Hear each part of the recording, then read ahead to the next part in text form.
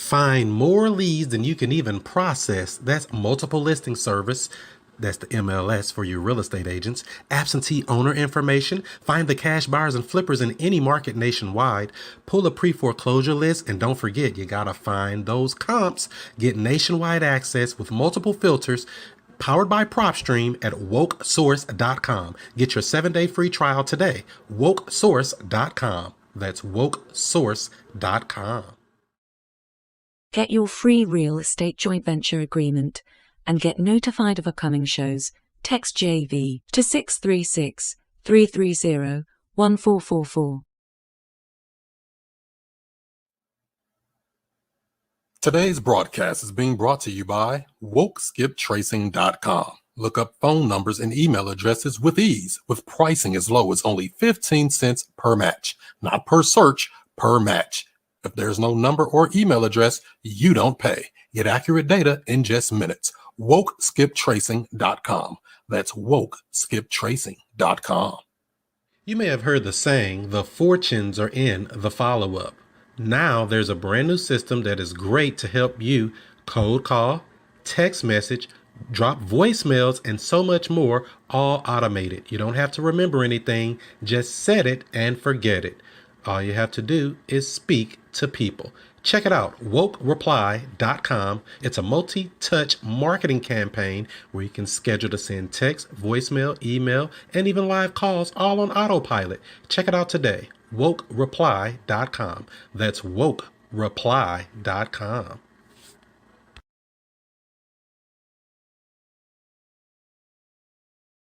We can get a lot of other investors on here talking about their lessons learned, things they've been grateful for, thankful for, what kind of things have helped them improve their game this year.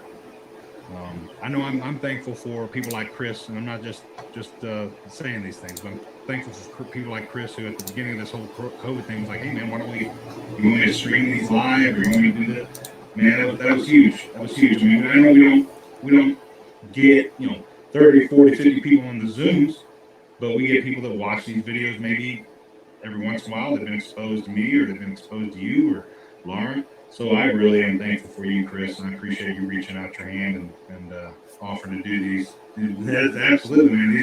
These have been a blessing, man. They really have. They've made me focus and become more laser focused, if nothing else, myself. And then Laura, I really appreciate you. I mean, you've really come together at the beginning of this year. I think I reached out to you and said, hey, how can we work together a little more? And I know we're not it's not like we're doing every single deal together or anything, but I think we've been working together more than ever. And I really appreciate you. Without you and without you coming together and working with me on some things, who knows? By 2020 would not be as good as it was now. It is now. Yeah, no, I agree, Rich. We've done some things, made some money together, and I was just telling you last week, I think I'm glad when I have a strong partner like you on deals. It's always a good feeling, and man, this year has been crazy, but really crazy good. I mean, overall, I'm thankful. I'm hoping to finish strong.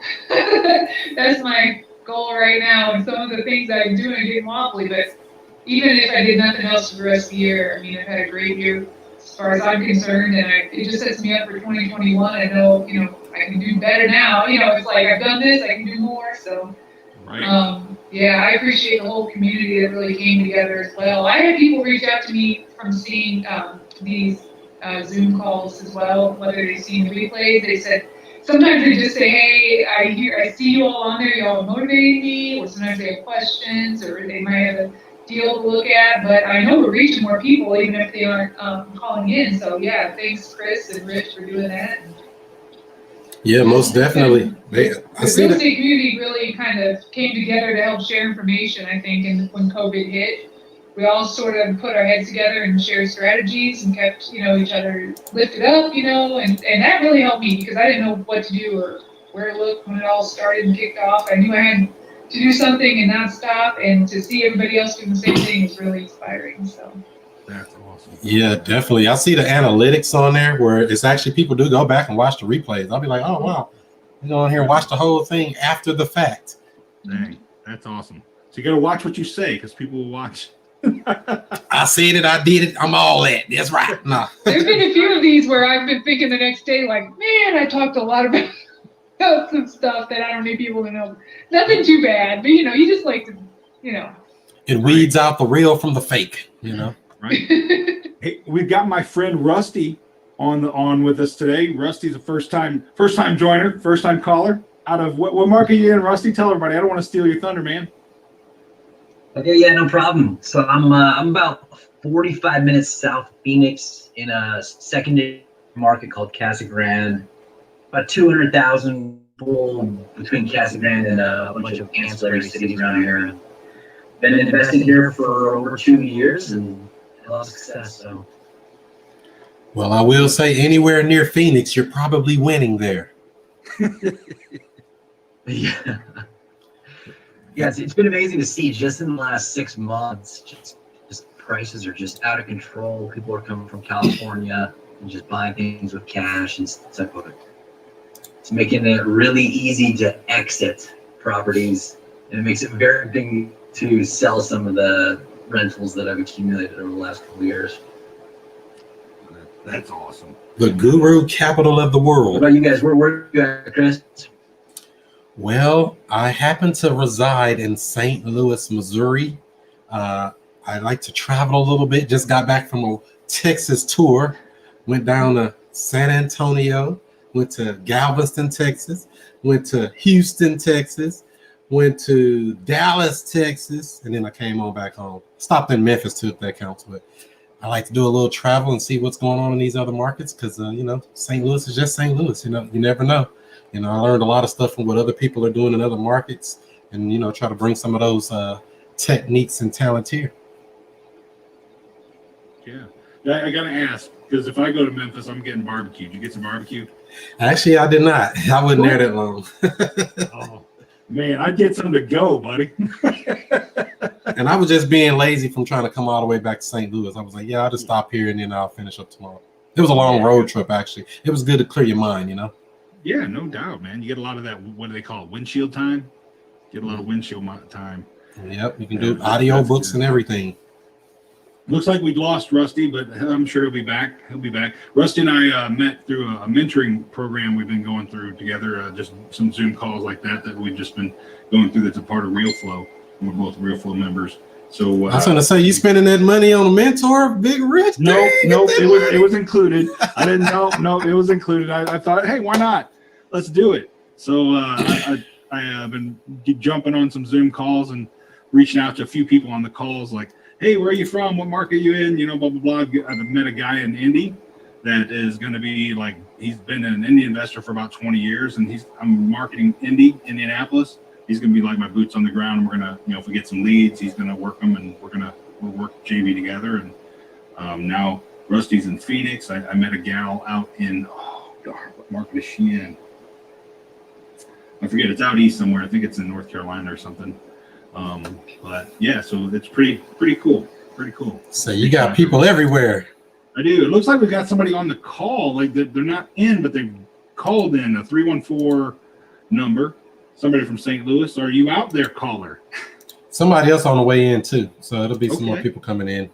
Oh yeah. Okay. So if anybody wants to join in, I put the link up as well at wokerealestate.com. Hello. Hi. Who's that? Who's our caller? Stacy Ortiz, and I'm out of St. Louis. Hey, Stacy. Nice. Hi, Stacy. How you doing? Great. How you doing? Doing good. Thanks for joining us. Thank you. That's one of my favorite real estate agents. Is that right? Thank you, Chris. Yes, sir. I am a realtor. That's awesome. That is fantastic. How's life of a realtor these days? I'm pretty busy. Yeah? No complaints. Yes, sir. That's good to hear. You gotta, you don't want to hear somebody say, it really stinks. I wouldn't be one. No, that kind of thing. You wouldn't want to hear that. No, not at all. Not at all. That test is way too hard for that. You want to hear somebody say, I'm doing wonderful. Right. Absolutely. Got Eddie Thomas coming in here as well. But Rusty, we usually get, a few folks on and we just kind of chit chat. There's Eddie Thomas coming in. He's connecting to his audio. But we just chit chat. It's kind of it's a laid back thing. We don't necessarily have a topic or speaker or anything like that. we just chat, real estate. And I know today I kind of wanted to make it a little more about what kind of things are you thankful for in 2020. We're thankful that this 2020 is coming to a dang on end. If that's the only positive you can get out of it, at least it's a positive. That's bad because it's been a rough one for most people. Well, I don't really feel like it was bad for real. A lot of people make it sound like, oh, it was all bad. And I don't really agree with that. I think a lot of good stuff happened as well. It just was a lot of things that were, some things are beyond your control anyway. You can't, worry about the things you can't control. All you can do is make sure that you're doing what you're supposed to do. You're marketing, you're talking to sellers, you're talking to buyers, you're networking, you're signing those docs and making deals happen, right? Helping people. Absolutely. What kind of things, Chris? Let's let people peek behind the curtain here. What kind of things are Chris Monroe thankful for this year? That's what I'm thankful for, ending this thing. No. Whatever, man. Whatever. Yeah, I'm just thankful just to, still be able to do this business, because a lot of laws have changed and things have happened. I know they just passed something in Philadelphia talking about wholesaling. You're going to have a wholesale license.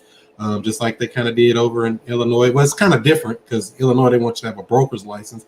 But in Philadelphia, they want you to actually have a wholesaler's license, $200 and some other things you got to do. And, we're not promised that this business is going to be here for you next year. Oh, true. Sorry. Yeah. I mean, but you know what? I'd love to see what else is included in that because, being an Illinois resident myself, I'd love to just pay $200 and have free will to do, do my legal right to be able to sell what I own. Well, there's more to it. Not so quick. There's more. I know. Ooh, there's always a catch. There's a gotcha. You need to disclose 3 days out how you arrive to your purchase price, which is kind of scammy in my opinion. I mean, do they have everybody else do that? You have to let them know 3 days in advance before closing how you arrive to your purchase price, and that you should get a real estate agent, and that you should get your own attorney. Although my purchase agreement states that in there, that you should get your own attorney and your own real estate agent if you want to. But some type of disclosures they want you to include in that as well after you get your wholesaling license in Philadelphia. When you say you have to disclose how you came to your purchase price, you disclose that to your seller? Yep, it's all about protecting the seller, and it's well, I mean, I know Rich Groves, he's amazing at that. He sends them all kinds of a breakdown, So I sometimes do. Depends on how important I think it is for my seller to hear it. If I think that they're really analytical, I'll send it. But Rich, you already do that, don't you? Yeah, I usually do it. Probably not every deal. It depends if I've worked with the seller before and they're selling another property or something like that. But yeah, usually I do it only because I want to.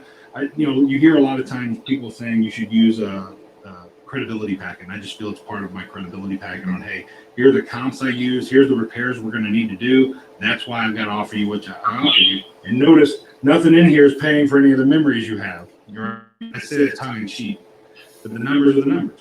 I do include that a lot of the time, most of the time, I would say. Yeah, but the way they wrote it, like I said, it's kind of tricky to be honest. I mean, because does everybody have to say that?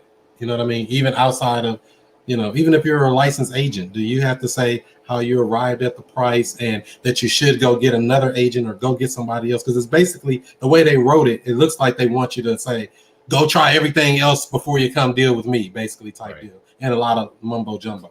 Sure. No, I hear you. That's interesting. I'd love to see how that plays out. Yeah, you really can't control that stuff, though, to be honest. Right. That's true. What about you, Rusty? I'm going to put you on the spot, buddy. Uh-oh. Are you there, Rusty? And maybe it's just my computer. No, I think he's frozen. Oh, okay.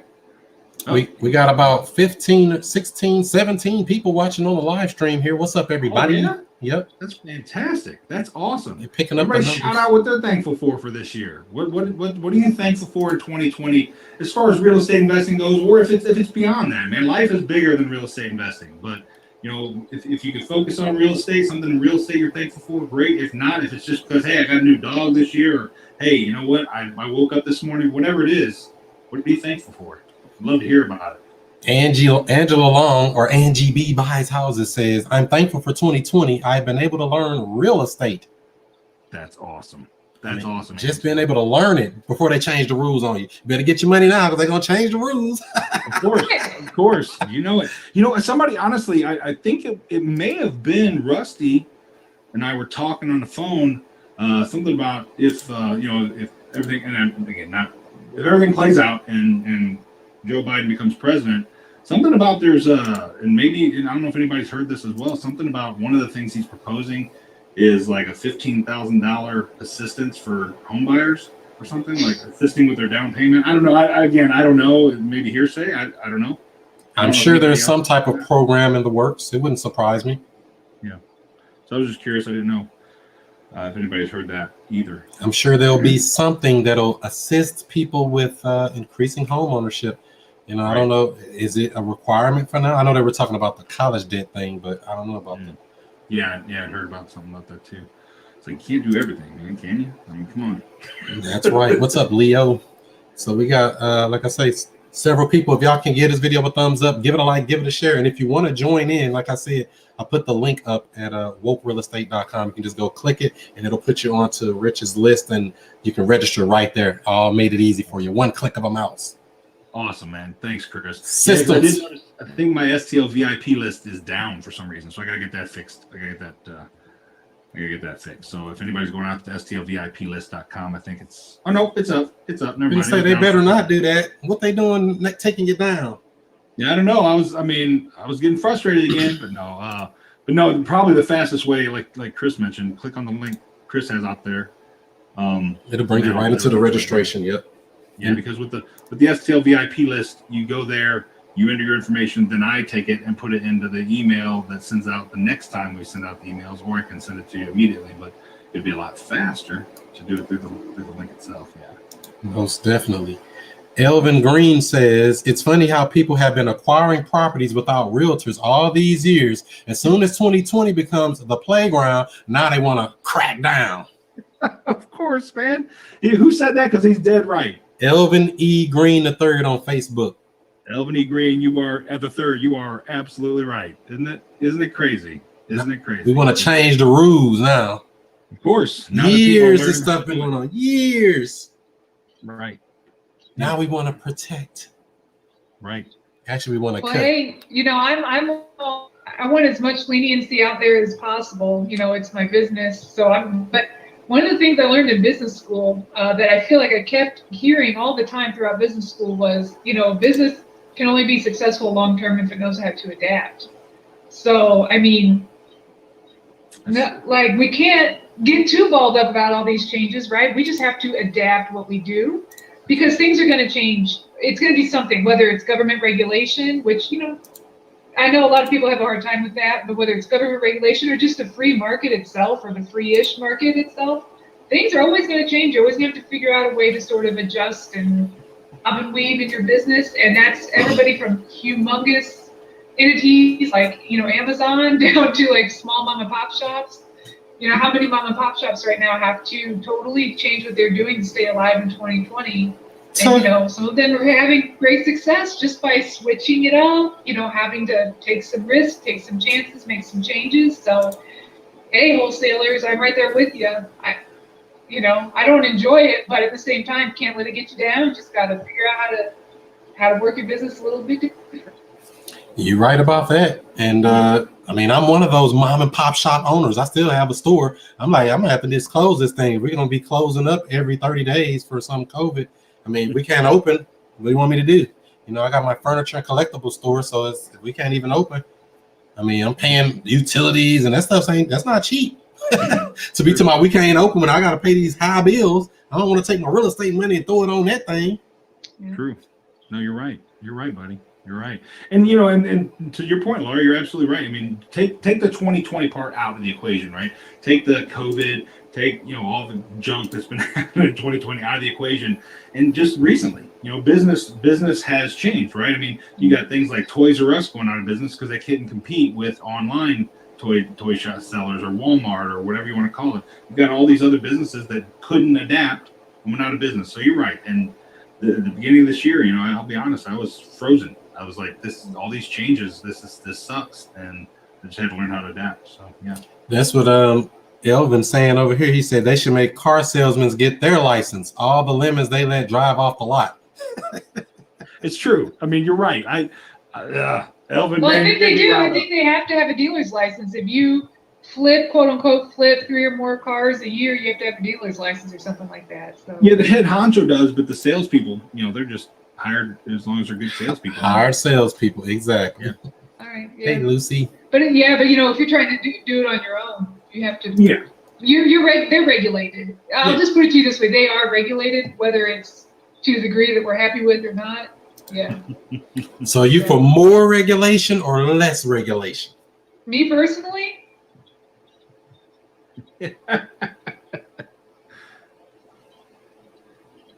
I don't have a big problem with it, guys.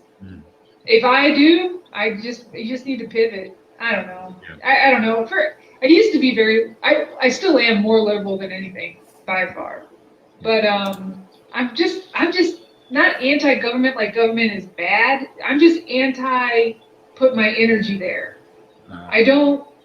That's how I've changed. I don't know how to put it into words, but I've changed in that I don't have. It's not that my opinion has changed. It's that I really don't have an opinion anymore. Does that make sense? It's kind of like whether I agree with it or disagree with whatever's going on with regulations, government regulations, it would cause suffering for me because I was either, your happiness is then conditional on what are these other people doing and how is it affecting me. So what I really want is I want my happiness or my well-being to be unconditional. So in order to reach that state, you have to just sort of not care how it's going either way. Of course, I have moments of frustration over things when they change, but I try not to let it become a part of my identity or who I am. I try to just work through it.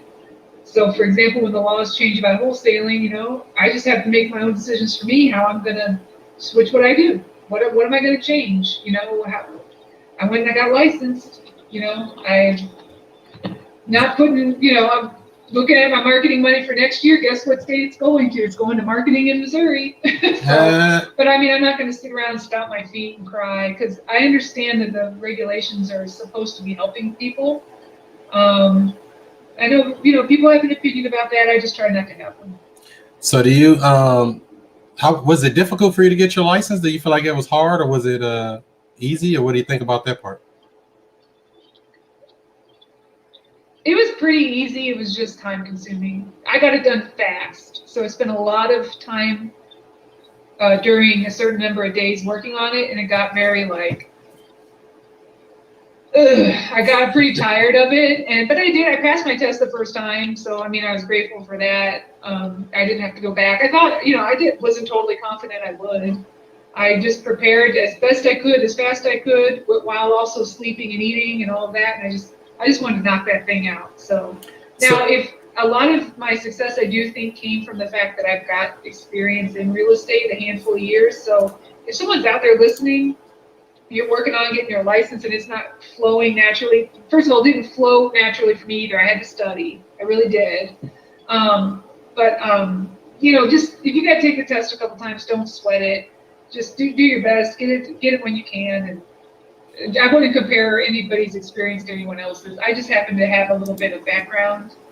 So that sort of helped me. And also, there's a lot of math. There's quite a bit of algebra and math. I have enough basics that I was able to pull it off. But I mean, I talked to people who were very successful wholesalers. One gentleman in particular, who I consider him very successful, he said he had to hire himself a math tutor to pass it. Wow. And that's not to say he's not sharp. It's just he just didn't have the skills. That's not something he focused on when he was in high school. For whatever reason, I picked up enough, and maybe take some math classes on, some refresher courses or something like that to kind of get you where you need to be. But other than that, just do your best and don't sweat it. Lucy Miller says she's been studying. Yeah. Yeah. So you're gonna need it because I'm gonna hit you with that math. Yeah, no, good luck for real. Good luck. Hey, Lucy's sharp. She'll be fine. She'll be fine. It's just, like I said, just don't compare yourself to other people. The other thing is, I'm a good test taker. Doesn't mean that when I get out in the world, I'm the smartest thing out there. But for whatever reason, I'm pretty good at figuring out how to figure out at least one of the two closest to right answers, which, if you're working on a 4 option multiple choice question, and you can almost always narrow it down to 2, your chances of passing the test get much better. Any, many, miny, mo. But could I pass it again today without studying, man? I don't know. I don't know. Everyone should just do their best and hook up with a good brokerage when you get your license. And by the way, that test does not prepare you for being an agent. Hello. Hey. Hello. Oh, yeah, we have an agent on the line. We have multiple agents on I'm here. on the line. That's I'm right. gonna give you a little knowledge what I did when I studied for that real estate test. One thing that I focused on was the vocabulary words.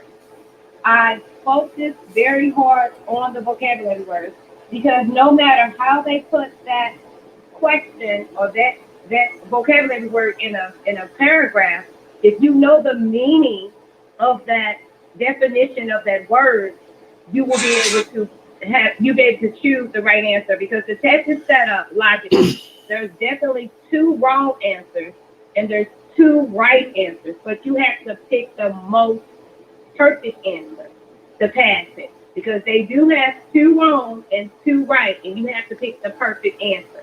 And if you study those vocabulary words, you'll be able to pass the question. That's one thing that I focus on was those vocabulary words. And yes, and then I was pretty good at math too.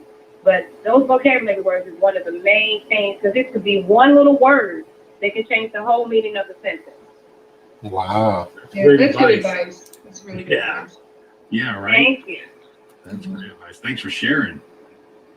You're welcome. Edward Thomas said he took the national test 3 times. 3 times. Yikes. I'd have gave up. No, I wouldn't give up. Was that because he liked it so much? You like taking tests, sir? Or something. Tests are fun. I thought he was on the line here. Aren't you on here, Ed? I thought we got Eddie Thomas there. Yeah, he's on here. Yeah. How you gonna put in a comment and don't tell us about the 3 times the 3 strikes and you're out rule? Right. Where's your video? Come on, Eddie. Yeah, don't be acting like that. Come on now. I just sent him a request to start his video. I don't know if we got to ask you what you were thankful for 2020. I know you mentioned one thing. Is there anything else you want to mention? I know you're going to be going soon.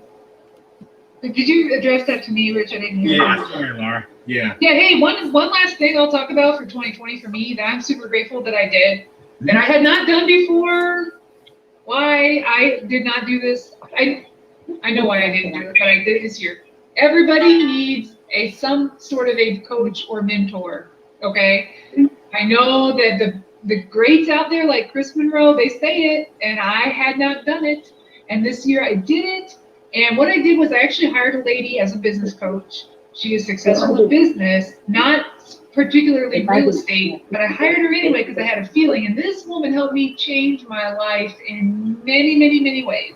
So yes, she changed my business in weeks 1 and 2, absolutely. And then we worked on so many other things, which I'm not telling everyone to go get a personal life coach, but that's what she spend that money. Me. Man, freaking game changer. I will never not have a coach again. So do people go to lauralennington.com or no? I'm just kidding. I'm just teasing. I'm teasing you. But if you do it now before Black Friday, we'll double your order. Right? No, I'm Like, teasing. I'm not saying I'm a coach. I'm saying I'm I've just- hired one. I know. I'm teasing. No, that's awesome. And Rich That's egged it awesome on. though. Seriously. So you got a life coach and it helped immensely for you, huh? I mean, look, I could talk for hours about how much my life has changed because I worked with her and I leaned into her advice. So much of it's personal, but she changed my business as well. And really, when you work on your personal self and your personal life, when you work from the inside out, things on the outside just fall into place. Ooh, so I don't know. I want to get a more real estate specific coach maybe in 2021. That's kind of where my head is at. Even though I so much came from this other venture I did with her, but I do want to kind of dive in with some sort of guru with real estate potentially. So I haven't decided quite what I want to do with that yet, but yeah. That's awesome. I'm very thankful for that. So now I'll be quiet again. That is awesome. No, you're great. You're great. That's awesome. And I apologize. I muted our caller here. I'm sorry. I'm horrible on names. Who was our caller again? Because her number's showing up. Was it Who, Stacy? Stacy? Yeah. Stacy, that's right. Stacy. I'm jotting that down so I will not forget. You can change our name within the thing, I think, on here. I can? I believe so. I did it before on people. Yeah. Sure did. Rename. Yeah, I'm all about some technology, baby. Woo! That's right, buddy. I am thankful that Chris Monroe told me that I could change the name in Zoom. I appreciate that. Sorry about that, Stacy. I know I muted you there for a second. It seemed like we were having some background noise, so I just asked to unmute you. But did you want to share anything that you're thankful for in real estate related or personal life related, whatever? Putting you on the spot. You muted her. She's permanently muted it. And we can't hear you anymore. Hello, are you talking? I'm sorry. Yeah. Sorry, Stacy. Are you talking to me, Stacy? Yes, ma'am, Stacy. I was just curious if you wanted to share anything that you were thankful for in 2020.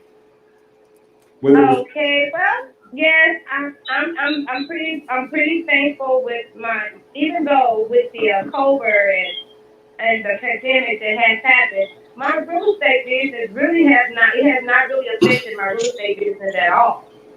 Not at all. And I'm very thankful for that. And I also own a home health care company, and it has not affected that business either. So I'm very thankful for that. And I'm very thankful that I met Chris. Oh my gosh, I'm so happy that I met Chris, and he's a wonderful mentor and coach. Very blessed. That's awesome. I love hearing it. I love hearing everybody who shared. That's so awesome. Thank you so much for sharing, Stacy. Hello? Yeah, hey, How do I mute the phone back? Oh, I can mute it for you. There you go. I muted it. Hey, Eddie, how you doing? Doing pretty good. So I know you mentioned about taking a national test. I took it 3 times, and on the 3rd try, I actually passed it. Okay. So Laura was right with a lot of math on it. I actually used this app I used to study for like 2 to 3 hours a day, and it really helped me pass. And then on the 3rd try, a lot of the questions was kind of like the same one, so that's probably helped me pass because it was like memorization. Okay, I remember this question. What was that app called? I can't. You know what? It's been like 3 years ago. I can't even remember the name of the app. I have to Google it. That's all right. Yeah, we can Google it. Anybody can Google it. That app really helped you out, huh? It helped me out a lot, and you can actually change it to like Missouri or Illinois, and it have like all the different terminology, the different terms like real estate law, ownership, different type of topics you can go to help you study for the test. And it have a lot of math questions too as well. That would help this. So that's awesome. Hey, I gotta echo what Eddie's saying. My biggest study strategy was taking practice tests. I did not go back and read info. If I read the info quickly once, and then I failed those tests until I passed. I didn't even really fail them at first, but a few I did. I just practiced my tests. So for anybody out there who's listening, if that's your style, that will work. And Eddie sounds like it worked for Eddie too. Is it a lot of questions on the test or something? Is it 300 questions or something? The one I took, I forgot. It was like 150 questions or something like that. It was way more than I expected. My 2 humongous practice tests were like 125 questions each, something like that. So I was thinking it'd be that many at most. It was more. I was beat down with that. and then when you fail the test, they don't. No, when you pass the test, they don't tell you which ones you got right. Even when you flunked it, they don't really give you no type of information. You just go in the room and then they'll just print out your results and just hand you a sheet of paper and just say, "Hey, here you go," and it'll just say so. It was a good experience. It's kind of janky. Yeah. We ain't gonna tell you what you got wrong, but we gonna not tell you what you got wrong. Right. That's crazy. That's the silliness of it. It is. So let me ask you, Eddie. I'm putting everybody on the spot, and hopefully it's not keeping people from joining the Zoom. But what are you thankful for whether it's real estate related or personal or whatever. What are you thankful for about 2020? I'm just grateful that my family's safe. Grateful for the opportunities that's presented itself. I'm grateful for also networking with like-minded people in real estate as well. Meeting you guys on the live Zoom, connecting with Chris. Lucy, she's on the live video. Used to talk about Chris so much, and I was like, okay, let me reach out to Chris then, because Lucy's like, yeah, he's a great mentor. So I was like, okay, so I actually connected with Chris, and Chris just gave a lot of positive energy. He wasn't like, never was Chris when I ever asked him a question. He never withhold information from me. He will always, give me solid advice, good wisdom, and different routes to go in regards to, real estate versus using my license or, wholesaling houses, mainly on the wholesaling part. But I'm just grateful for the opportunity that I have and looking forward to 2021 and see what that brings. That's awesome. Matter of fact, thank you, Eddie. You did have a question about a deal you're working on now, right? Try to bring that to the panel, see if we can bring some knowledge, because these guys are smarter than me. Okay. This deal here, it was a good deal, great numbers, everything lined up. So the deal works like this. I'm working with a widow. She was married to a man. He's now deceased. One of her stepdaughters had did what you call a affidavit to heirs on the property, but it have her listed, on the county website as the owner. I got the contracts into the title company. The title company pulls the title, and it shows 4 other people have interest in the on the property. The wife that's still alive was like, I don't know who these other people are. The daughter did it without my permission. I'm unsure like what she did. And she was like, I'm gonna have to get this corrected because I'm the one that's paying the taxes on the house. I'm the one that got the roof replaced. I'm the one that did all this work. But, and then she's kind of frustrated because the title came back and it's showing 4 other parties that have an interest in this property, when she was like, she had no clue that they had an interest and that she's the one that's taken care of. And she's like, is there a workaround or how to get this issue resolved when you're dealing with like affidavit to heirs? Oh, man. What state is that? This is Missouri. Missouri, yeah. Okay. I mean, honestly, if I ran into that, I'd probably have to get a hold of an attorney. I mean, just that's to play it safe. And I'm not, not kidding around. I had something very similar happen to me recently, very recently. A coworker of mine at my W-2 knows I do this, and he has a friend of the family that a similar situation, except not quite. But anyway, the man that owned the property died. His live-in girlfriend with their child is still in the house. The family wants to get him out so that they can, put the house through probate or whatever, but she won't leave. Live-in girlfriend, not wife. However, the child is their child. So technically the child, I guess, would be the heir. I don't know. But so, yeah, I said, honestly, I would get an attorney, have the family contact an attorney and do whatever the attorney recommended. But this is me. I don't know. Do you guys have any other kind of advice for Eddie on that situation? My advice is short and simple because I don't know the answer to this. I think it involves an attorney, but what I would do as the wholesaler is I would just ask the title company, hey, title company, what are the options here? Make sure they have all the details of what you know, Eddie, which they know what they know, make sure they know what you know, and then say, what's the seller's, best next step or whatever, just to sort of get some more ideas from professionals who deal with this all the time, see what they think, and make sure that whatever happens at the end, the seller's comfortable with it. And I'd say just keep plugging along, man, because these things do get worked out most of the time. That's a great point too, she said she was going to reach out to an attorney, so. I mean, that's a great point with the title company. I like that because, well, most title companies have an attorney either that's part of the title company or they're on quick dial, what a speed dial. But think about it. Every deal we do, usually, not every, most deals we do, we learn something new. Something. If it's little. Think about how many deals a title company's gone through. They've probably gone through this 75 times. Yep. You know? Thank you. So yeah. just hope for the best. Yeah, absolutely, man. That's Yep. awesome. No, I'd be very interested in knowing what happens with that, Eddie. I'm curious. Okay, I'll let you know how it turns out. Hopefully, it turns out good. But I know she got to get an attorney involved. She said she's going to speak with one tomorrow to see what options she have. And then the title company was like, they're on the title, so they have interest in this property. We need their signatures at closing. So, and I was like, oh, we're going to see how this works out. Because I'm wondering, how did they add themselves to it? What instrument did they use to add themselves to the deed? If that's what they did. The daughter did an affidavit to heirs where she actually filled it out. Well, what the surviving wife told me was the daughter actually worked at a title company.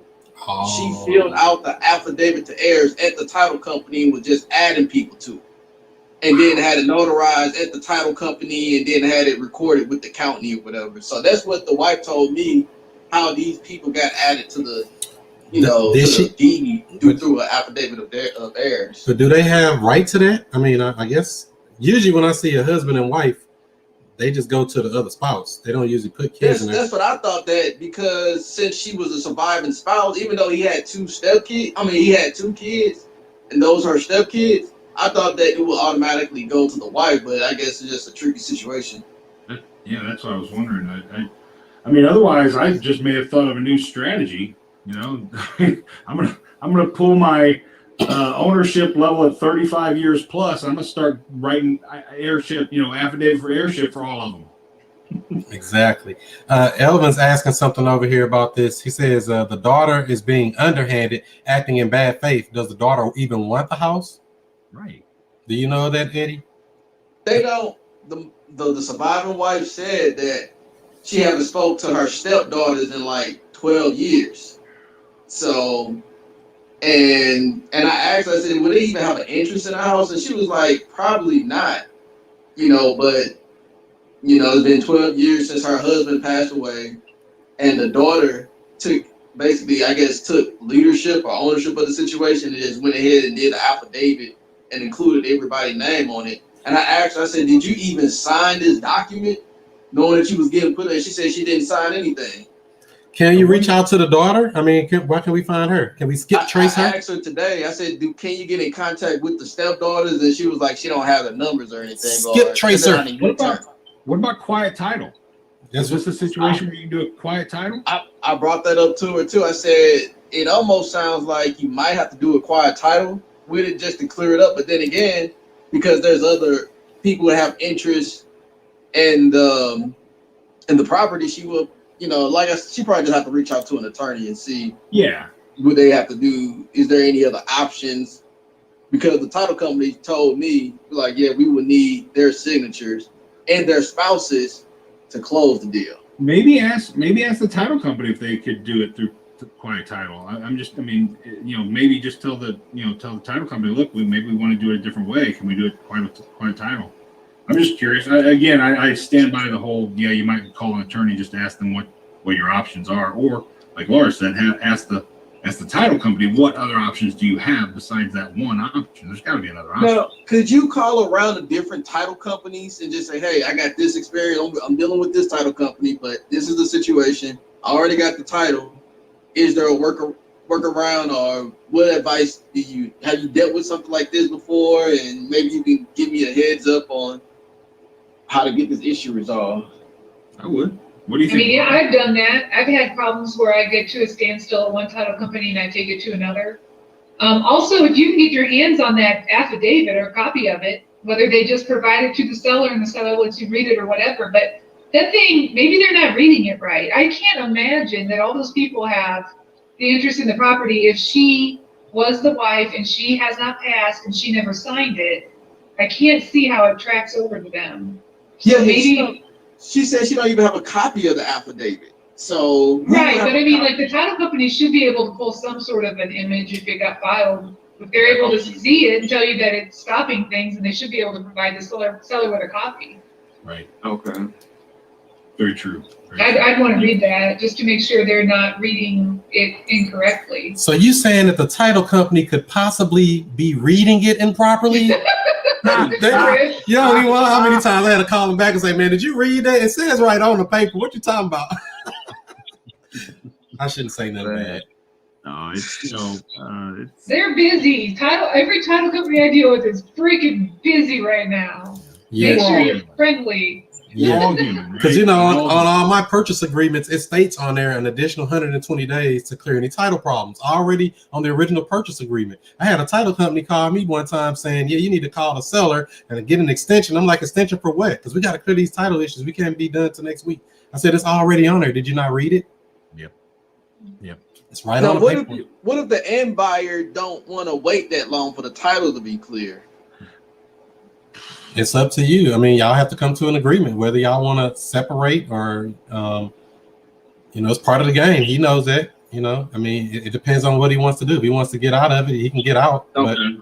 But if he's able to say, yeah, I'll just wait it out, it may take a month, no problem. Right. I mean, if it's a deal, it'll sell again. It might sell for more. Yep. Because that's happened to me before. A deal fell through. I got it a year later, and I got it to go through and made more on Absolutely. And also, I mean, you also have to think, if there's a problem with the title, if your original end buyer backs out, you're not going to be able to sell to anybody else anyway until that gets cleared up or right. Anyway, so, but yeah, it's, I don't know, and also is your end buyer somebody you've worked with before? No, it's actually a new end buyer. He went to go check out the property. He was highly interested. I told him about the property the same day he was ready for the contract. Went to go check it out. Provided me with the earnest money the very next day when he signed the contract. So I got everything turned into the title company. Mm-hmm. They start processing it, and then that's when this issue came up with a title pulled and seeing all these other people with interest in the property. So. Dang. So that's the plus. At least you got a real cash buyer. They ain't tell you, I'm gonna give you $10 and close in 45 days. Very true. That's very true. Oh man. Yeah, I mean. So maybe it's a blessing for them. Maybe they can go and get another deal done while they're waiting on this one, and they know this one's already waiting for them. Yeah. Yeah, I'd say my experience with like deals getting held up in this type of way, unexpected title issues. Most of the time, my buyers stick around. Yeah. I've had them go away occasionally, but I'd say the vast majority of the time they stick with the deal. You just got to really communicate with them, really keep them up to date. But they usually kind of stick around. So I hope this one does too, Eddie. Okay, thank you.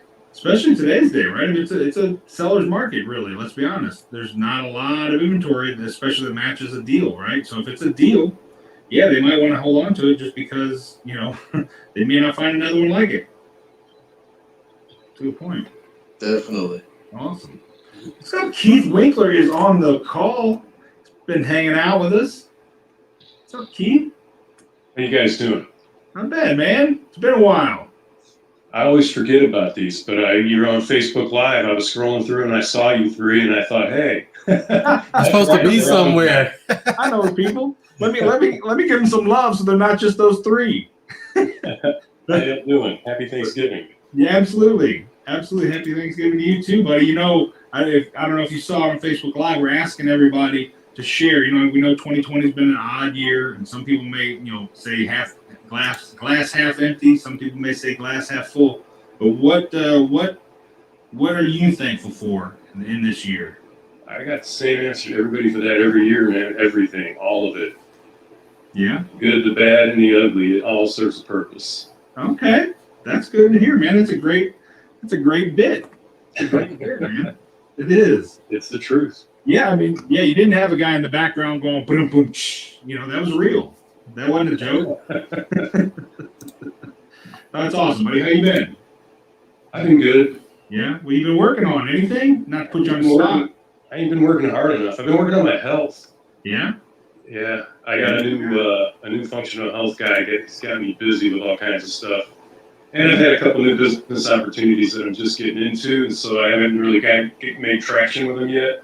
Okay. So I don't know. I just feel like I've been kind of floating into the holidays here, and nothing too exciting. I heard you've been having some good months or some good deals. Yeah, not bad, man. I tell you what, November was probably the best month I had this year. Hey, let me hold 50,000 in, Rich. Not that good. No. A whole 50,000. See, I ain't go light. Everybody else would ask for $5. I go for the gusto. Yeah, I know, right?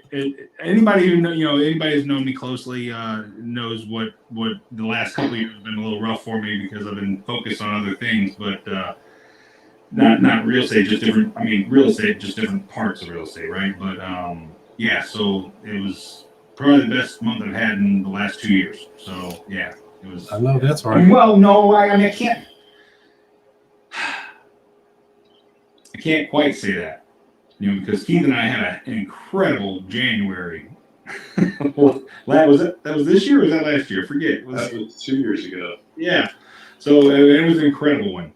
But as far as how things are rolling and the lead, numbers of leads and callers and stuff like that, yeah. So that's what I want to clarify. Y'all making too much money, man. I think I'm gonna do my first flip if this lady signed this contract. I don't know if y'all saw the live stream I did. I want to say yesterday or the day before.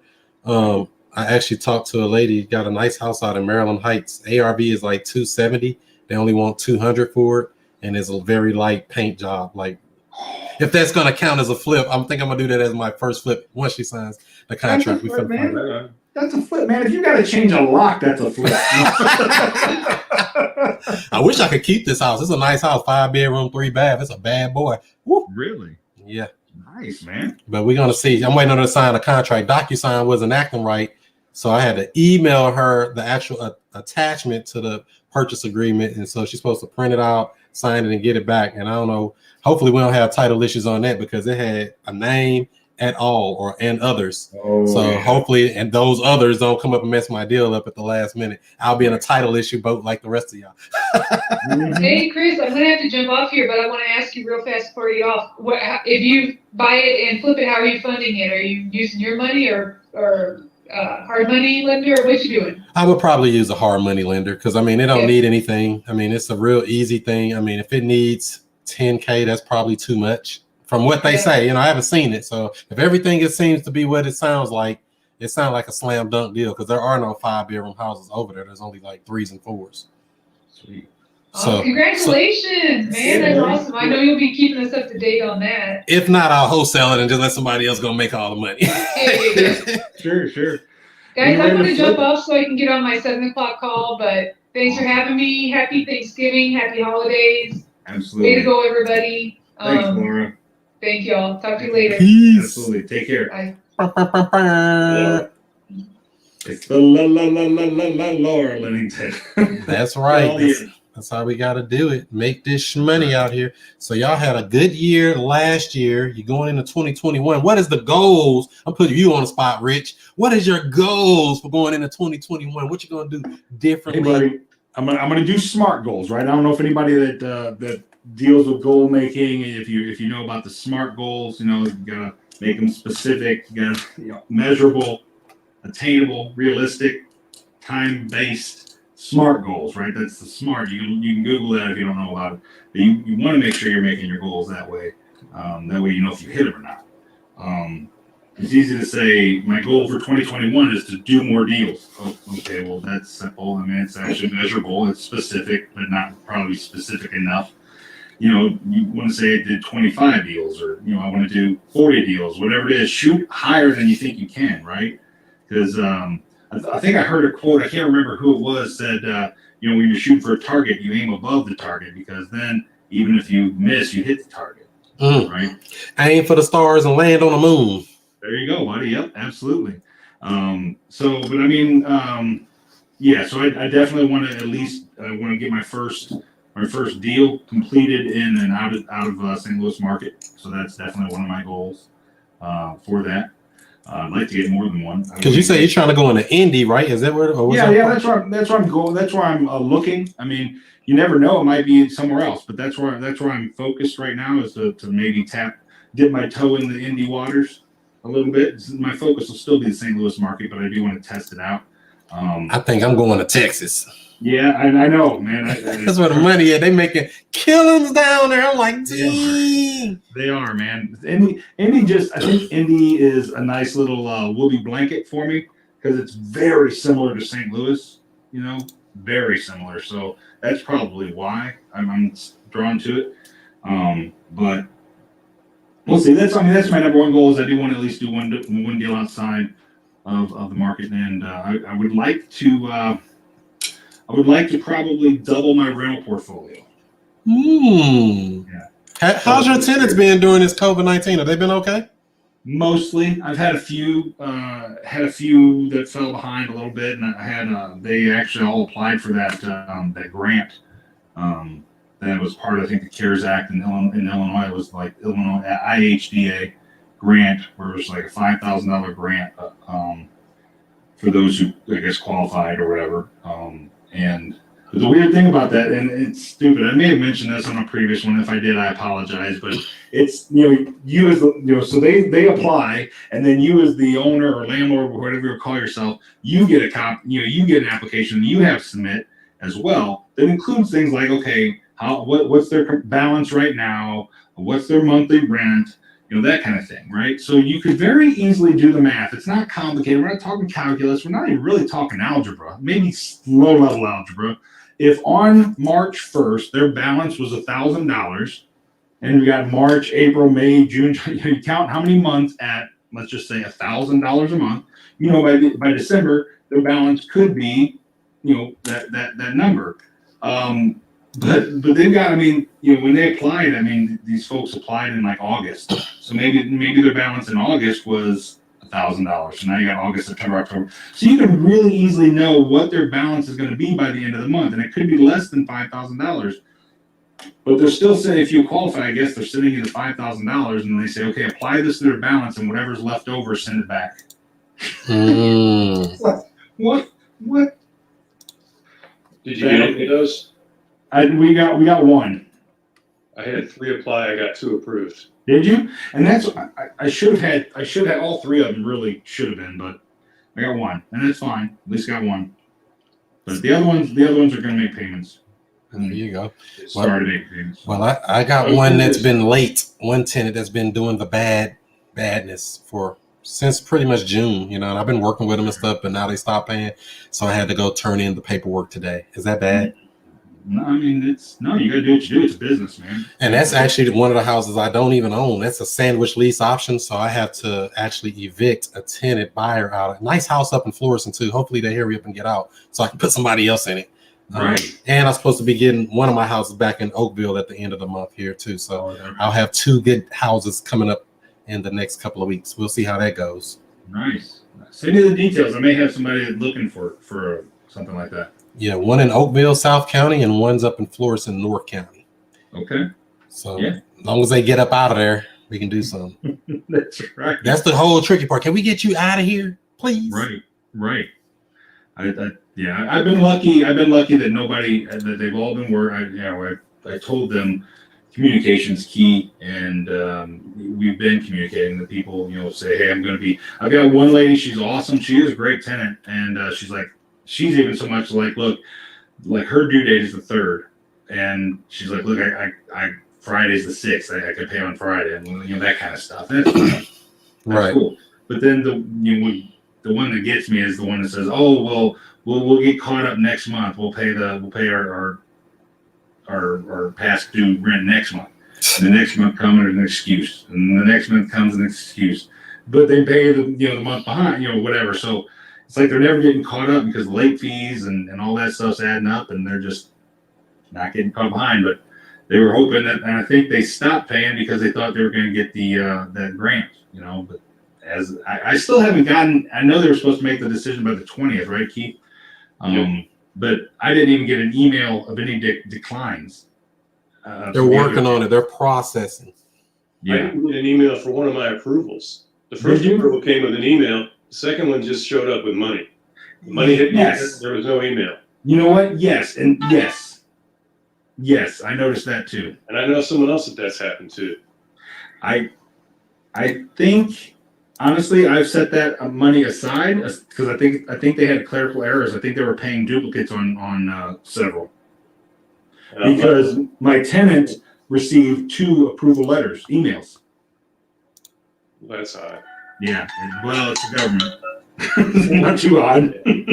Yeah. Imagine. I know someone else who. Sorry. There's a property manager in Cahokia who applied, who sent in like 80 of those. Yeah. And early on, I don't know where he's at now, but early on, I heard from one of his clients from Heidi, that he had one approval out of 80, and it came with money and no email. Wow. What it was for. So he's got And that was just his- he doesn't know who it's for. Ooh. Well, yeah, I'm holding on to the money only because in a separate account, only because I don't know which account to apply it to. So when it's all said and done, because right now you can't get a hold of anybody in that department at all. I know, and they got a form you can fill out on their website asking for information, but they don't read it. They just send you something saying it'll be until the 20th of November. Right. They didn't even read what I asked. Right. Right. So. Yeah, so I figured I'd wait for it to all pass and ask, do I need to send this whole $5,000 back, or can I apply it to one of the other ones who applied and we never got any kind of denial letter or approval letter? I applied it to the one that I assumed it was for. I think it's a pretty safe bet. Did you just have 2 apply? I had 3 apply, but one of them I almost knew wasn't going to get approved. Okay. I couldn't, it was almost like not worth doing the work, but I did it anyway. I would have been real surprised if she would have gotten approved. I'm hoping mine didn't not get approved. I'm hoping mine didn't get denied because I used pretty much the same form letter for all 3 of them saying, here's what you owe. But obviously the numbers were different, but everything else was form letter and then just fill in the blank what the numbers were. Hopefully it wasn't just like, oh, that was too easy for them to do it, so it's probably not right or something. So you said those people are paying the rent for them? Is that what they're doing? Yeah, it's basically part of the CARES Act, where all the states got grants or whatever from the federal government through the CARES Act. I think it was all CARES Act, but and they could apply. So I don't know how Missouri did it. I don't know how Arkansas did it, or Indiana or whatever. But Illinois had it where you could, if you were behind, you could apply for this grant, $5,000. Free money. Yeah. So we had 3 apply, and 1 we heard back from. We got 2 payments. 1 we heard from, and I'm just holding on to that second payment. I don't know which account to apply to. Yeah, one of my tenants is doing something with. They said a program, but they didn't say anything about a CARES Act. I don't know what they're doing. They said they're applying for something. I was like, yeah, sure, we'll look at it. I don't know. Yeah, ours is it's IHDA, like Illinois Housing. Yeah, Housing Department Authority, Housing Development Authority. Yeah, something like that. And I don't know where the money came from, but it's straight from Illinois. Yeah. As long as they pay it out, huh? Right. But it's weird. They don't tell you who it's for, though, so you can't spend it. My approval letter said who it was for. My approval letter said it was, this person specifically. You only got 1 approval letter and 2 payments. But they got 2. Yeah, well, that's the thing, is they got 2, and this is crazy. I could share my screen and show you my email. They got 2 approval letters. I actually met up with them and we were discussing a couple things. I'm like, did you get our CRs was approved? I was like, yeah, it was. And they said, well, we got 2 approval letters. I was like, well, that kind of makes sense because I got 2 deposits. But only 1 person got approved. It was you, but I got 2. You got 2 approval letters. I didn't get 2 approval letters. You got 2 approval letters, but I got 2 deposits. And then, but I had 2 other people that applied and never heard of anything. So it could have been for one of them. But then, like, whenever they communicated to everybody, because they were supposed to know by like November 1st or October 15th or something, but it got pushed back, and then got an email that said, oh, we'll know sometime between November 10th and November 20th. And I got literally, there was 1 application. I've got 2 different emails, 1 application at this email address, 1 application at this email address still hanging out there. I got 9 emails for that 1 application on the 1 email address, letting me know that it was in review and that we would know about between the 10th and 20th, all within 20 minutes of each other. So you 9 different people at the government, clicking send. Wait a minute. So you telling me these are the same people that's gonna run your healthcare and everything else, right? Okay, just making sure. I had total trust in that. Yes, you've been approved for another appendix surgery. You get approved. You get approved. You get approved. You can only get approved for 10 finger amputations. After that, they're gonna have to charge you. Right. Crazy. There's an upsell. So, Rich, I'm curious, why out of market? Why is that a goal? Just because it's breaking. It's probably the whole make your weakness a strength. Right? Get you out of your comfort zone. Exactly. I'm trying to get out of current comfort zone, just to see that I could do it and know that I could do it. that's really why. I think there's plenty of opportunity in St. Louis. I really do, and that's where 95% of my marketing will be. I just want to try it, and now that I've met an investor in Indianapolis and we've agreed to work together, I'll do the marketing, and when we get leads, he's going to go see the houses, and we'll work together, kind of thing. Right. So yeah, let's do it. Cool. Yeah, and seems like a really stand-up guy, and yeah, so.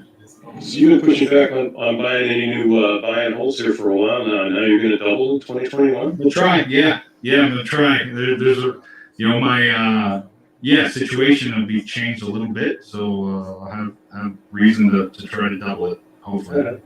I'll probably be able to cherry pick my own marketing. Hopefully. You're going to double just number of doors? Yeah, number door. I'd like to get maybe double. It's not quite double. I'd like to go to 10. I'd like to buy 10 more in 2021. So yeah, I want to buy 10 more rentals.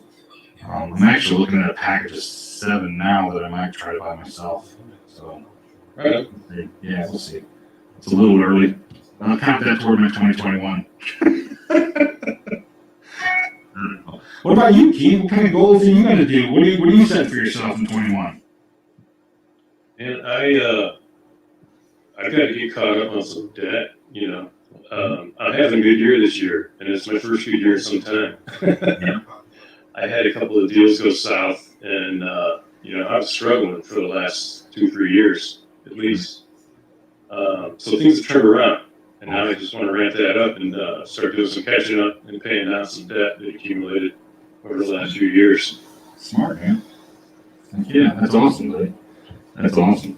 Are you looking for more rentals too, or are you just going to focus on some wholesaling, or are you focused on some flips? What are you going to do? I will pick up a new rental if I find the perfect deal.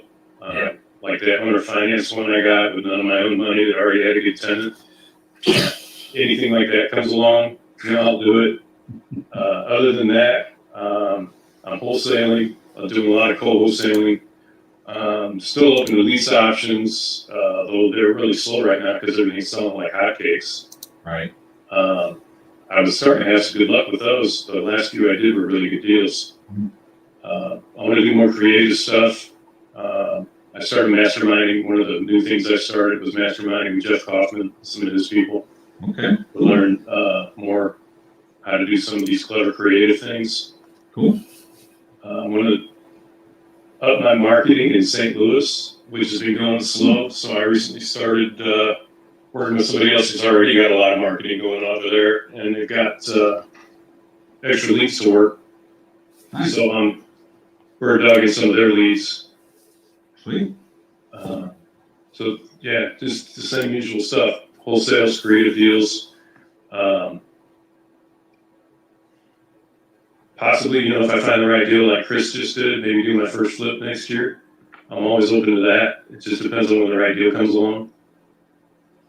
And I want to keep expanding on the short sales. Matter of fact, let me see if she emailed me back or something. Speaking of that. Nope, I don't see nothing in there. She needs to get that back to me. Make you feel better.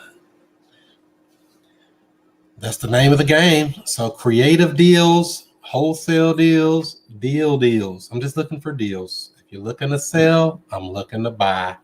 Right. I'm your guy. Yeah. What about you, Chris? What does your 2021 goal list look like? Definitely developing a strong team because, real estate is a team sport. I mean, it's one thing to be, really good yourself, but I don't want to do everything myself. I'm not going to do everything myself. No reason for me to lie and say it. So I'm kind of in the boat like you were just saying down there, Keith, that, you got too many leads. Because I was going to say, is there such thing as having too many leads? I'm almost in that boat. I got a lot of stuff in there, but, you got to sift through them and separate the real from the fake, the prospects from the suspects. And once we get those people, weaned out, offered, and on paper, see what deals we can do, Sure. You turn that marketing up, it changes things. So, but for next year, for 2021, definitely want to get more doors. The goal was 40 more? One more? How many? Total of 50 would be good for me. Nice, buddy. Either 50 doors or $6,000 a month passive cash flow. That's the goal. I think that's my retirement number. I mean, it's not really a retirement, but at least every month this much comes in, regardless if you get up out of bed, regardless if you hit the snooze button, regardless if you go clock in and tell somebody, you know what, I don't really like working here, but I'll be having to work here. I don't want to have to feel that. I don't feel that, but I don't want to have to feel that. I want that money coming in, whether I woke or not, whether I'm asleep or not, checks coming in. That's right. Heck yeah, man. Passive. That's awesome, buddy. But that's the thing, though. People say it's passive, but a lot of the stuff really isn't truly passive. You do have to do some stuff. But, I mean, when you compare it to working hard, like hitting things and, doing whatever heavy labor lifting you can do, in comparison to that, slam dunk. Some paperwork. Sit here and shuffle some paper and talk on the phone, talk smack, sign papers. Let's go. Even if you're not working hard, even if you're just parking your butt in a chair, if you got to be somewhere in some room for 8 hours a day, 40 hours a week, man, that'll cramp a person's style. Yes, it will. You got to do some work on your passive income, even if you're putting in some hours, even if it's hard work, man. If you got flexibility on when you do it, that's huge. Yeah, that's right. Gary G over here on Periscope says, do you use a VA or virtual assistant? I'm getting ready to. I do. Yeah. Chris does. I have, 4 now or 3.5, if you want to count that. Yep. So you definitely got to have a good team or some good software. It makes everything that much easier. You can do a lot yourself, but some stuff is just like, man, I'll let somebody else do it if I can help it. But they need to be good. They need to be trained. That's the part. People say, I want a VA, but they think they're just going to plug them in and set it and forget it. You got to train them up to make them good, better than you, preferably. If you can get somebody better than you, you're really doing something. That's the goal. That's the goal for 2021 for me. I want people around me that's better than me. I'm a lightweight. I want heavy hitters on the team. That's the truth, man. I mean, seriously, that is a business. That is a business 101 thing, right? Surround yourself with smarter people than you. Surround yourself with people who are more skilled than you, and you'll have a successful business. As long as you're open to take in what they're putting out. You can surround yourself with smarter people than you, but if they're giving you ideas and thoughts, and you're like, "No, man, that's stupid," you're not gonna be successful. Exactly. Yep. What I'm gonna do is I'm gonna latch onto your VAs, Chris. I'm gonna hire your VAs for part of their time, because you've already got them trained. No, you could. I mean, already. I mean, really, the biggest thing they have to do is screening. Screening and qualifying or disqualifying potential prospects to see. Because some people say, "Yeah, I'll sell it for the right amount of money." Does that sound like a motivated person? Does that sound like somebody you're really gonna do a deal with? You give me $2 million, I'll sell it. Man, it's worth $100,000. What are you talking about? Right. If they talking crazy like that, get off the phone with them, whack them, move on to the next one, and don't waste a lot of energy on those people. But if it seems like there's really truly a problem you can solve for someone, do it.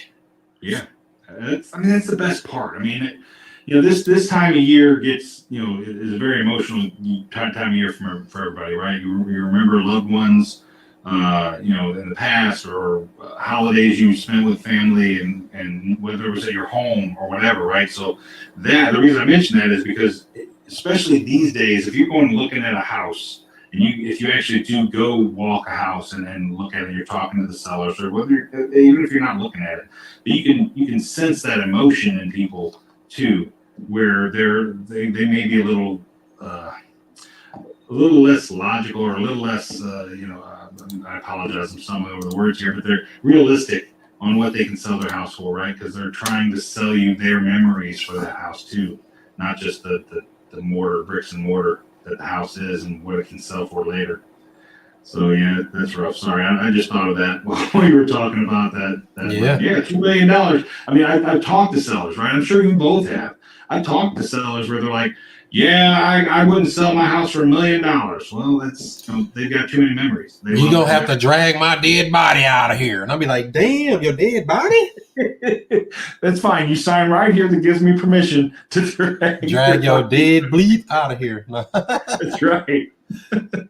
We put that we'll add that in the addendum. That's right. Dead or alive. Wanted, dead or alive. Any more comments or questions on your side there, Chris? Let's see here. They asked about the VA. Angie says she's sending positive energy. Let's see here. Thanks, Angie. Any other questions, I'll comments, throw that. concerns anybody have? Drop them in here before we wrap this thing up and get up out of here and do some more woke stuff. When's the next stream, Rich? Let us know what's coming up in the future. So the next stream, I apologize, I don't have my typical, screenshot behind me, my little presentation screenshot, but it is December 1st. So that's actually next Tuesday. That's our monthly Hootie's House Buyer lunchtime deal. So it's going to be between 11:30 a.m. and 1:30 p.m. Central Time. It is going to be via Zoom. So you can go out to stliplist.com, sign up. You'll get the email a couple days before. Basically, you get the email that says, here's the registration link, and we just ask everybody to register ahead of time, and then you have to go back out and check your email for the actual Zoom link. So, so that's December 1st at 11:30 a.m. You can hop in. It doesn't matter if it's 5 minutes or for the full 2 hours. You just want to say, hey, December 1st, which, that's Tuesday. It's Tuesday, December 1st. And then our next one of these will be 2 Tuesdays from now, as long as you're up for it, Chris. I'll be somewhere. I might be visiting Florida by then. I'm about to take another road trip soon. Okay, well, maybe single casting it then. No, we got technology, man. Technology everywhere. We got phones. We got how many phones you got? A lot. That's true. That'll be December 8th at 6 p.m. Central Time for the Hootie's House Buyers Club Chris Monroe Show simulcast. And I do want to take a couple seconds to promote something else I got going on. I don't normally try to promote things during this, and it's nothing I'm going to make money on that I can think of now. But I'm actually going to be launching also a video. What do you even call them? Video podcasts? I don't know. Video series that I'm going to post a la Chris Monroe Show style to my YouTube channel. Some interviews for some real estate investors, actually nationwide. I'm going to probably focus on St. Louis real estate investors that are successful in the market. In the St. Louis market, but I've also got some nationwide investors that I'm interviewing. So, what do people do if they want to get in on that podcast? What do they do? They can check out my Metro STL Homes YouTube channel. And I apologize, I don't have that here, like the link in front of me. But if you go to YouTube and check out Metro STL Homes on YouTube, you can subscribe to that channel, and I'll have those out there. Most definitely. We do have a question over here. Let's see. Gary G say, what list should you start to wholesaling? Or I guess wholesaling, which list should you start dealing with? What list do you use, Chris? Well, I use anything, to be honest. I pull every type of list: tax delinquent, absentee owner, out-of-state absentee owner, own 10 years or more, high equity, no equity. If they want to sell, I want to buy. Because you see, I'm not just wholesaling. That's just me, though. Everybody else may need a high equity list. I don't care if they have a lot of equity or not, because we're able to create a creative deal and still buy their house, high equity or not. So I actually market to bankruptcy lists. What else we market to? Divorce. What else? But a lot of people like the utility shutoff list. Yeah, some people do that if they know how to get it. Right, That's the tricky parts. Most people don't even know how to get it. So that's true. And I actually reached out to some small towns in the area, and a couple of them came through. A couple of them didn't really. It's like you got to fill out a Freedom of Information Act form, and some of them were just like, okay, here's a list. It was like, sweet. They was, you got to fill out the Freedom of Information Act, and then they declined me for some stupid reason. I'm like, I'm not even wasting my time going with you. Yeah. that's in Illinois that did that? Yeah. Whatever. I don't get that deep into it. I probably should, but I'm kind of over flooded with the stuff we already got going on. So yeah, if you have access to a vacant list, I think you're going to find some duplicates there on the utility shutoff. But sometimes, I don't know what you guys think, but sometimes you don't necessarily want the utility shutoff list. Sometimes you'd rather find a vacant that has utilities still on, because then that means that homeowner is still paying a utility bill every month, and maybe their pain point is, I'm sick and tired of paying these bills. Exactly. Right? We'll save you from that. Right. Exactly. So I don't know. And as a wholesaler, I've done everything from like list source, going out to list source and plugging in exactly what criteria you want to build a list. I use RealFlow for my CRM and my real estate business, and I'm able to stack, obviously, stacking criteria is a big one now. So I'll look for like absentee owners, vacant absentee owners, things like that. And one of the lists that I buy oftentimes, and it's been pretty successful, is U.S. leads list. It's a pretty interesting list. If anybody knows about it, the U.S. leads list. It's these guys have been doing it for about 30 years, and their list is pretty proprietary. But they only sell their list by county. You can't buy it by zip code, so you can't cherry pick the sweet zip codes in St. Louis County. You have to buy St. Louis County as a whole. So some of the big metros some of the big metro counties are going to have a huge number of lists, right? And it's not a cheap list. It's like $1. I want to say it's like $1.15 to $1.30 per lead.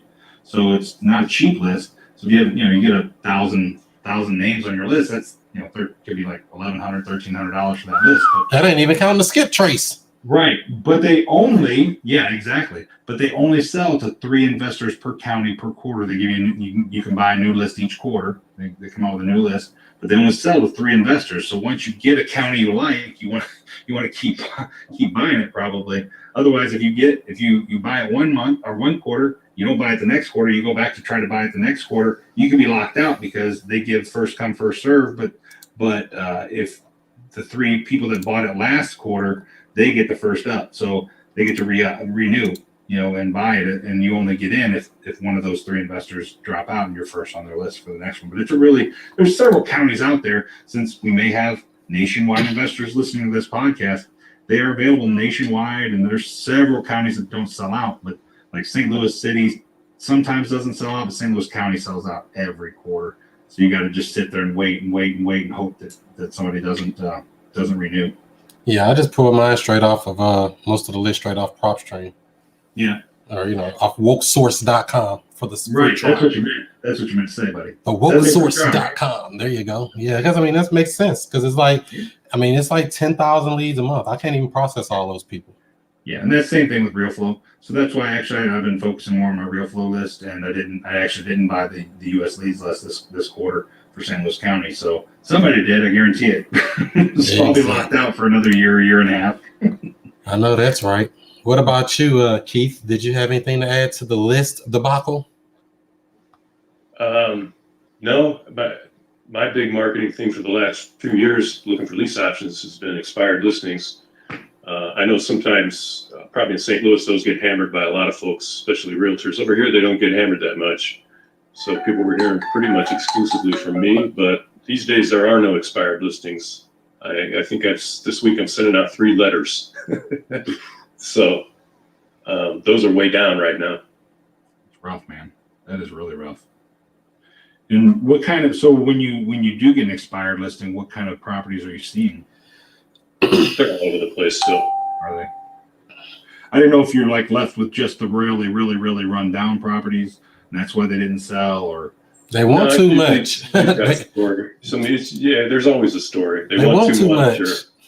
Or, they just got the really bad realtor. Or I just talked to one lady who she listed her house, and she said, "I don't want to show it until you find me the duplex that I want to buy and move into." And the realtor didn't get off her butt and find her a duplex. So she never showed her house, and the listing expired. There's always a story.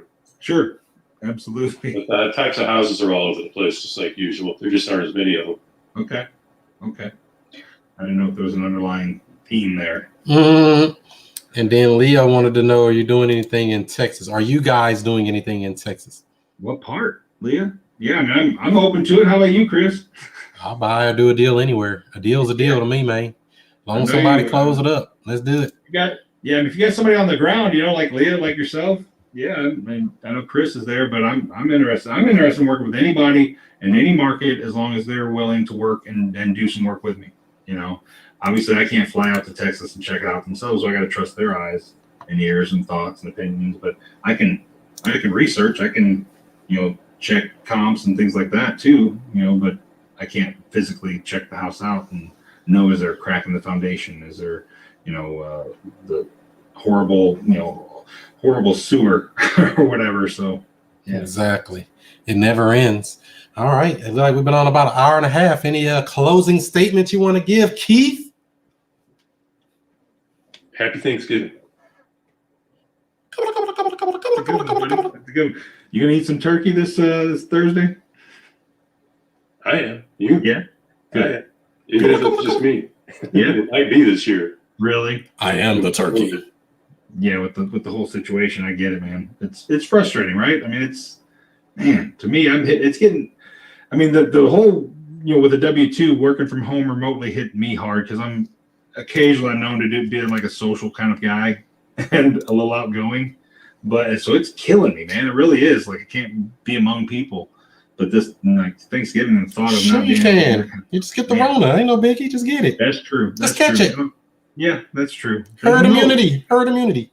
Right. Then maybe, who knows? Maybe I'll be invincible. There you go. Just don't catch it intentionally. Can you hand me the Rona? You get ready for that vaccine in a couple of weeks. You just be first up in line for that. Right. Yes. Because I've tried it already. I was in the test trials and nothing. I don't think there's many side effects at all. You off the chain. All right, everybody. See y'all in 2 weeks. Absolutely. Take care, everybody. Or next Tuesday at 11:30 a.m. Or next Tuesday. Every week.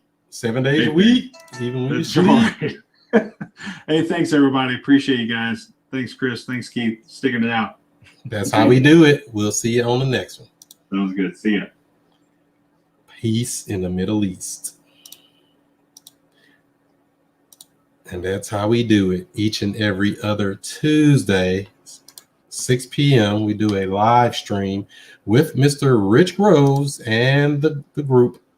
Other people that want to join, you can go to stlviplist.com if you want to be notified of the upcoming live streams. Matter of fact, here's the flyer for today right there. Boom.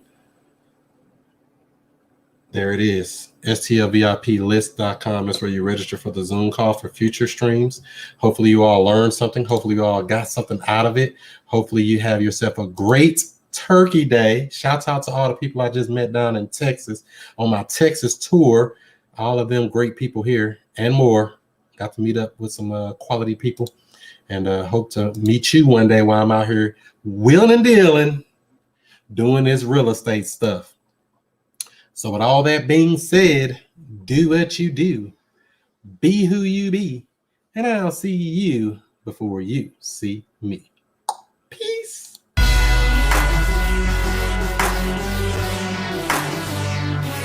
And we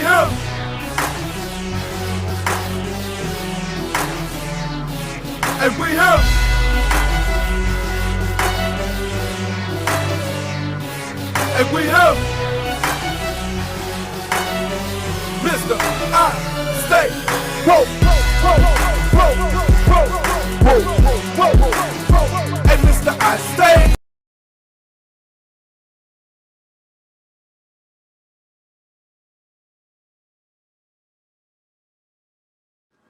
Find more leads than you can even process. That's multiple listing service.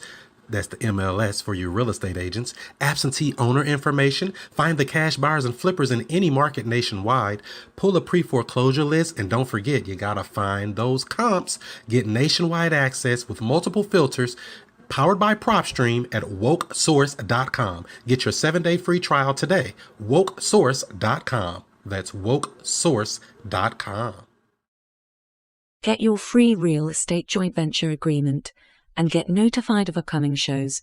Text JV to 636-330-1444. Today's broadcast is being brought to you by WokeSkipTracing.com. Look up phone numbers and email addresses with ease, with pricing as low as only 15 cents per match. Not per search, per match. If there's no number or email address, you don't pay. Get accurate data in just minutes. WokeSkipTracing.com. That's WokeSkipTracing.com. You may have heard the saying, the fortunes are in the follow-up. Now there's a brand new system that is great to help you cold call, text message, drop voicemails, and so much more, all automated. You don't have to remember anything. Just set it and forget it. All you have to do is speak to people. Check it out, wokereply.com. It's a multi-touch marketing campaign where you can schedule to send text, voicemail, email, and even live calls all on autopilot. Check it out today, wokereply.com. That's wokereply.com.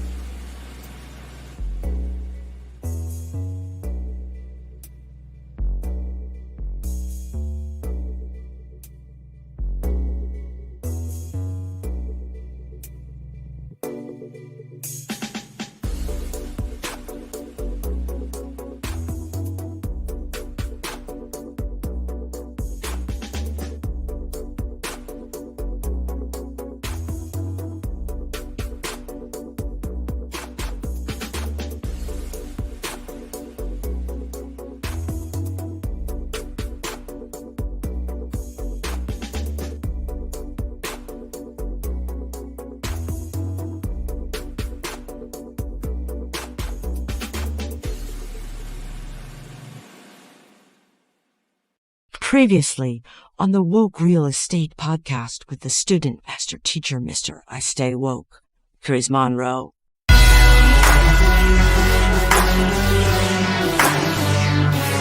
And then not to mention you buy, you know, a multifamily, you know, a duplex or a quad or something like that, you know, and still get the same rent if it's a 2 or 3 bedroom per unit, you know. So I've wholesale duplexes for $40,000. Looking back on it, like, damn, that was only $40,000 for a whole duplex, 2 family, 3 bedroom, 2 bath on each side. Now these big ones, now these ain't no little baby stuff. I'm talking about whole houses, basically, you know, up under one roof. So with 2 and 3 and 4 car garages, you know, we got some nice houses here, you know, that make plenty of money. So, you know, that's why I say go where the money's at, you know, follow the money. Don't just be caught up in, oh, well, I'm in Florida, or I'm in New York, or I'm in California, one of these highly competitive markets. Your money can go so much further in another place, just being honest. Absolutely, absolutely. Listen, well, you know, I'm gonna have to take a trip, man, and meet you. I'm gonna bring my mask and you know, my PPE suit, you know, but I got to come to St. Louis to see what's going on there as well. Come on through. We'll show you around. You'll be like, oh man, I don't know if I want to buy over here, a little rough. But hey, them rough areas make good money too, though. You know, you know, that's the thing too. When you're thinking about real estate, a lot of people say, "Oh, I wouldn't live there." You don't have to live there, as long as somebody else will. Yes. Somebody was asking me that because I do stuff in Detroit. You know, some areas in Detroit. You know, some areas that I grew up in. You know, I still look over my back when I drive down the streets there. Most definitely, you know, in these areas, especially like in this market in St. Louis, we're block for block. You can go 3 blocks north, you in the hood. Right. Backs up. You're like, damn, this is a whole other town. This is the same place. Exactly.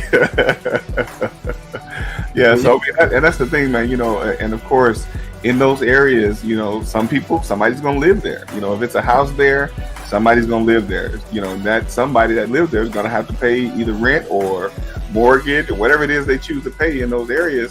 You know, somebody's gonna pay for it. You know, so why not have housing? You gotta have housing, whether it's living in a trailer, whether it's living in a house, a duplex, an apartment, townhome. It don't matter. Everybody gotta live somewhere. Everybody gotta work somewhere. And that's why I say learn real estate. I've even been saying something lately that's kind of controversial. Drop out of school and go learn real estate. Just drop out. I don't care what you're studying right now. Just drop out and go learn real estate. That's how powerful this stuff is. I mean, it's life. I will openly endorse that, but I will not deny that as well.